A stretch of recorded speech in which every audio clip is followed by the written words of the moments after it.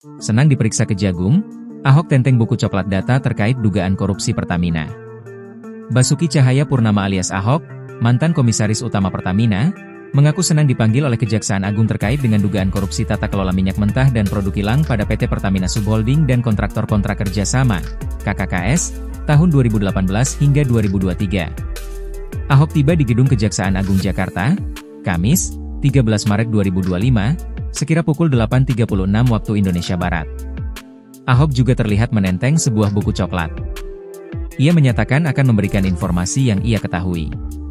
Ya kita datang, kebetulan secara struktur kan kita Dewan Komisaris ya, terus ada Subholding. Tapi saya senang bisa bantu Kejaksaan kalau apa yang saya tahu akan saya sampaikan, kata Ahok kepada awak media di kawasan Kejaksaan Agung, Jakarta Kamis, 13 Maret 2025. Ia menambahkan, akan membantu Kejagung mengungkap persoalan ini. Data yang kami bawa itu data rapat apa saja. Kalau diminta kita kasih. Kan bukan hak saya, hak Pertamina, ucapnya. Termasuk, memberikan informasi berupa data atau rekaman yang diperlukan. Diberitakan, Kejagung telah menetapkan 9 tersangka atas kasus tersebut, di mana 6 diantaranya merupakan petinggi dari anak usaha atau subholding Pertamina.